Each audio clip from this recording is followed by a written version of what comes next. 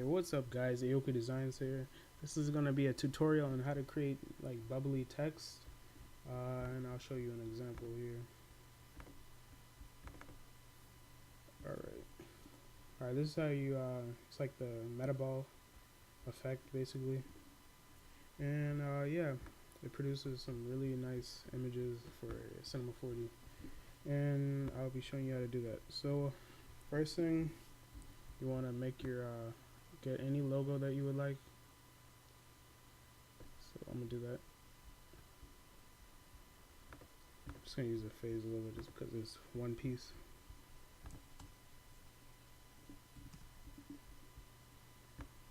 Alright, after you do that, you just want to make it like a 3 object just by doing this. Extrude nerves. Shouldn't already know how to do that if you're watching this video, but anyway, go to fillet cap, change your caps. And I also make my fillet type, make that engraved, and that will give it like a, let's see, I'll show you. It's like a little edge that goes around here, and it produces like a shadow. It'll look nice if you put it in a Lightroom. The next thing I do is duplicate this layer. And you're going to do this twice. And you're going to drag it back some and increase the caps. And you're going to do it one more time. And leave that the same size. Alright, and this is going to be your like drowsy layer. Alright, after you do this, you want to go to your sphere and change the size of that, make it kind of small. I recommend making it like 5 or 6, one of those. And you want to drag it next to your object and make it kind of like touch it basically. Sounds awkward. Alright, but after you do that, you want to go to your MoGraph and you want to grab your cloner. And after you do that, you want to drag your sphere up to the cloner to where you get a down arrow. And on the cloner, you want to change your mode to object, and then it'll make it disappear. And this is the thing that most people miss, is you click on this mouse, like right here on the right side, and you want to click on your extrude nerves 1, and that's going to make a whole bunch of like little spheres. And on the distribution, you want to change that to volume, and that'll make it kind of random, and make your count all the way up to 100.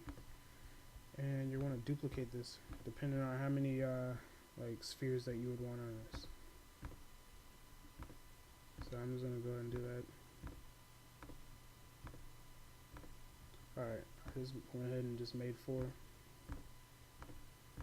Next thing you want to do is select all of the cloners by holding either shift, but I don't know what the thing is on a Mac. And you can change the seeds of these, but you might have to change it each like individually. And make sure it's something different from each thing. You just type in a random number, like 8. Doesn't really matter, because it'll always be different.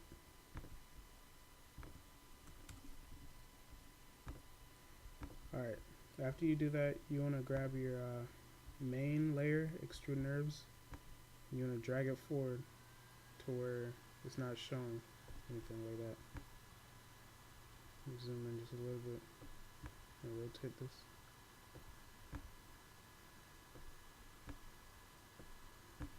Alright, after you do that, you want to go to your second layer.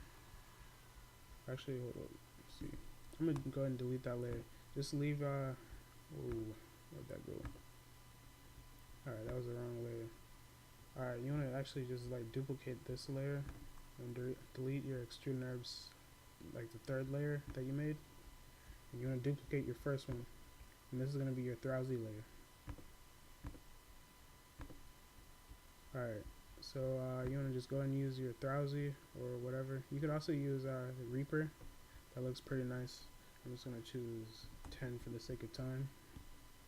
And I don't know why I always click on Veroni, the beta thing. Not sure what it does, but yeah, just do that anyway. And once that's done, you want to click this X to make it like where you can move it and stuff. You want to go up to your mode graph, go to effector, and drop down to random, and change your strength to like 1 or 2 or however much you want. And I'm just gonna make it 2.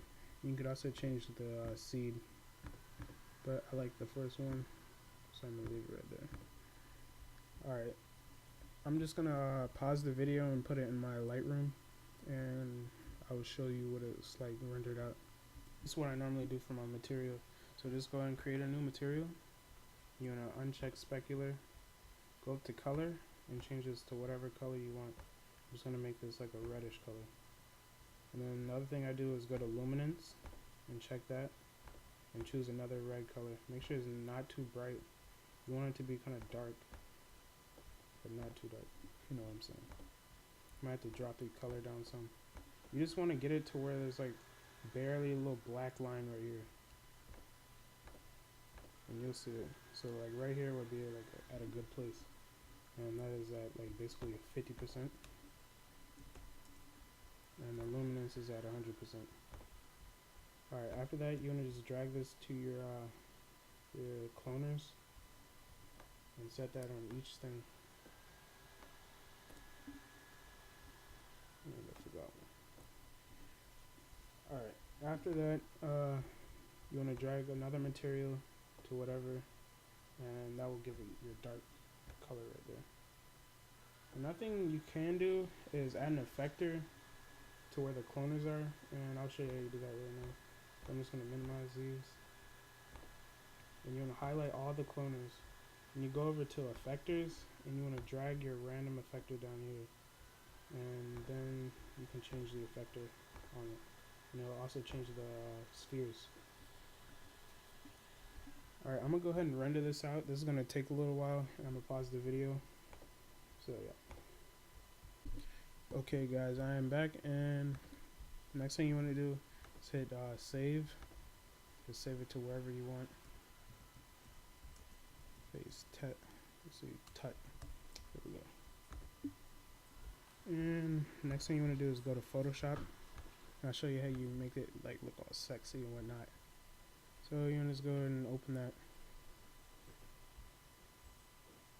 Let's see, face tut. Alright. This thing will open.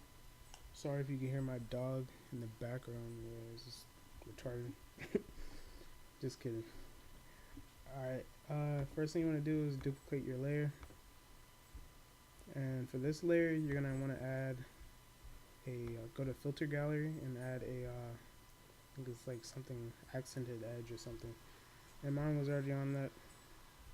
And I just kind of mess around with these settings. You don't want it to be like too bright. You want to basically just like look at the not metaball, but spheres or whatnot. And you can change this to whatever. I'm just going to leave it like that. And another thing I always do is grab an eraser and just erase all of this stuff. So I like keeping my middle part, you know, clean. Alright. Just leave it like that. And you want to duplicate this layer one more time. And this is the one that you erased. And for this one, you want to go up to filter gallery, go to oil paint. And this is where the magic happens, right here. Alright. This would like load up. Alright. You wanna change your bristle detail and your shine. Make sure it's all the way down to 0. And I don't like having too much paint to where it's like absolutely like noticeable. Let's see. And you're just looking at like the spheres. Let's see. Keep going up just a little bit. Oh yeah, cleanliness makes it like really like kind of sharp, and you would like some of that. So just mess around with these settings to where you get it to like where you want it. And just gonna mess around with this just a little bit more. Alright, I'm just gonna leave it right here. So I'm just gonna hit OK. I'm gonna make sure this is on top. And another thing I always do is either like duplicate this just so I can have these like left on the bottom. You wanna merge them.